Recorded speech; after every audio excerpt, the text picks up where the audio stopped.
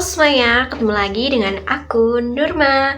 Nah, di video kali ini aku akan membahas sedikit tentang isu digital mengenai jejak digital dan juga identitas daring. Di era digital saat ini, hampir setiap aktivitas manusia terhubung dengan internet. Mulai dari berkomunikasi, belajar, berbelanja, hingga bekerja pun meninggalkan jejak digital. Berkomunikasi secara online bisa digambarkan dengan berbagai cara, tergantung pada apa yang ingin diungkapkan. Beberapa contoh ilustrasi yang bisa digunakan antara lain orang yang sedang video call dengan perangkat elektronik. Contohnya, seseorang yang berbicara melalui webcam atau aplikasi video call seperti Zoom, Google Meet, atau Skype. Selain itu, bentuk berkomunikasi secara online yaitu orang yang sedang mengetik pesan di ponsel atau laptop. Ini mewakili komunikasi melalui pesan teks, email, ataupun media sosial yang lainnya. Selanjutnya, interaksi antara orang-orang secara online seperti seseorang yang memberikan jempol pada postingan di media sosial atau seseorang yang memberikan komentar dan like pada video di media sosial seperti Instagram, YouTube, dan lain-lain itu termasuk bentuk berkomunikasi secara online. Belajar online atau pembelajaran daring, e-learning adalah metode pembelajaran yang memanfaatkan jaringan internet dan perangkat digital untuk menyampaikan materi dan interaksi antara siswa atau mahasiswa dengan guru atau dosen. Elemen utama belajar online yaitu yang pertama, jaringan internet. Memungkinkan akses ke materi, tugas, dan sumber daya pembelajaran. Yang kedua, platform digital. Aplikasi atau website yang digunakan untuk menyampaikan materi seperti ruang guru.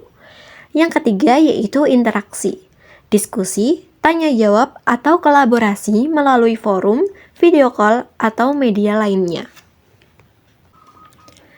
Bekerja secara online berarti melakukan pekerjaan tanpa harus berada di kantor fisik, memanfaatkan internet dan teknologi digital untuk menjalankan tugas-tugas. Ini menawarkan fleksibilitas dan kenyamanan, memungkinkan banyak orang untuk bekerja dari mana saja dan kapan saja. Ada beberapa contoh pekerjaan online. Yang pertama yaitu sebagai freelancer, menawarkan jasa seperti menulis, desain grafis, pengembangan web, atau pemasaran digital. Yang kedua sebagai content creator, yaitu dengan membuat konten seperti artikel, video, atau media sosial untuk berbagai platform. Yang ketiga, sebagai virtual assistant, dengan memberikan dukungan administratif, teknis, atau kreatif kepada klien dari jarak jauh. Keempat, sebagai guru atau tutor online, yaitu dengan mengajar siswa secara online melalui platform pembelajaran. Kelima, yaitu sebagai pemasar afiliasi, dengan mempromosikan produk atau layanan dan mendapatkan komisi dari hasil penjualan. Keenam, sebagai penerjemah, dengan menerjemahkan dokumen atau teks dari satu bahasa ke bahasa yang lain. Ketujuh, yaitu admin media sosial, dengan mengelola akun media sosial, perusahaan, atau milik pribadi. Dan yang terakhir, sebagai desain grafis, yaitu dengan membuat desain visual untuk berbagai keperluan seperti logo, banner, atau ilustrasi yang diperjualkan.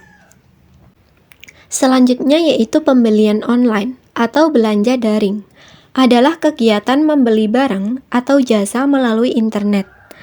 Transaksi ini melibatkan beberapa langkah, mulai dari pencarian produk, penambahan ke keranjang belanja, pemilihan metode pembayaran, dan konfirmasi pesanan. Pembelian online dapat dilakukan melalui berbagai platform e-commerce, seperti Tokopedia, Shopee, Lazada, dan juga Blibli. Namun, masih banyak individu, terutama generasi muda, yang belum sepenuhnya memahami konsep jejak digital, bagaimana ia terbentuk, dan dampaknya terhadap identitas daring mereka.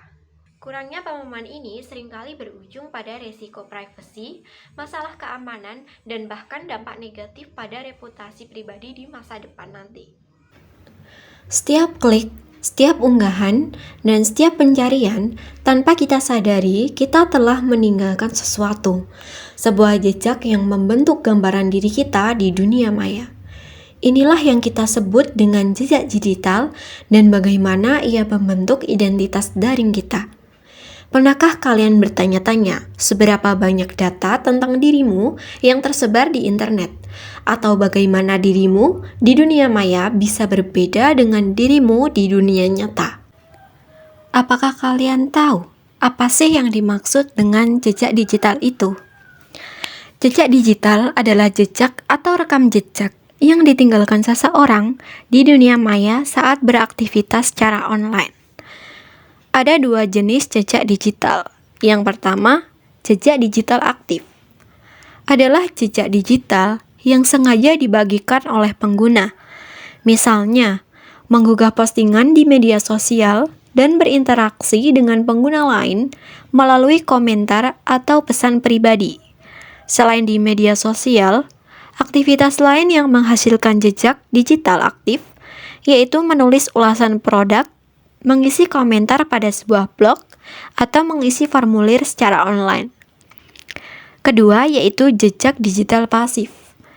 Adalah jejak digital yang dikumpulkan tanpa sepengetahuan pengguna saat mereka berselancar di internet. Contohnya, ketika kamu mengunjungi sebuah situs web yang tanpa disadari mengumpulkan informasi seperti alamat IP dan aktivitas online kamu, yang kemudian digunakan untuk tujuan periklanan digital. Adapun contoh aktivitas jejak digital. Yang pertama pada media sosial. Contohnya postingan dan komentar. Setiap kali kamu mengunggah foto, video, status, atau komentar di platform seperti Facebook, Instagram, Twitter, atau LinkedIn, kamu meninggalkan jejak digital. Selain itu, like dan share. Setiap kali kamu menyukai atau membagikan postingan orang lain, aktivitas ini juga menjadi bagian dari jejak digitalmu. Yang kedua, yaitu email. Mengirim dan menerima pesan. Setiap email yang kamu kirim atau terima dari Gmail, Yahoo, atau layanan email lainnya menyumbang jejak digital. Yang ketiga yaitu pencarian internet. Dari riwayat pencarian, karena jejak digital adalah setiap jejak yang ditinggalkan di internet, maka ini juga termasuk setiap pencarian yang kamu lakukan di mesin pencari seperti Google. Kunjungan situs web. Setiap kali kamu mengunjungi situs web, aktivitas ini dicatat oleh browser dan server situs tersebut. Yang keempat yaitu transaksi online. Dengan belanja online atau membeli produk jasa melalui platform, menciptakan jejak digital yang mencakup detail pembelian dan preferensi belanja. Selain itu, perbankan online, setiap transaksi perbankan yang dilakukan secara online meninggalkan rekam jejak digital seperti transfer uang, pembayaran tagihan, dan cek saldo. Yang kelima yaitu penggunaan aplikasi dan layanan online. Aplikasi mobile. Setiap kali kamu menggunakan aplikasi di smartphone, baik itu aplikasi media sosial, game, atau aplikasi apapun, kamu meninggalkan jejak digital aktif dan pasif di dalamnya. Selain itu juga streaming. Menonton video atau mendengarkan musik di platform streaming juga berkontribusi pada jejak digitalmu. Yang keenam yaitu penggunaan perangkat, terutama alamat IP.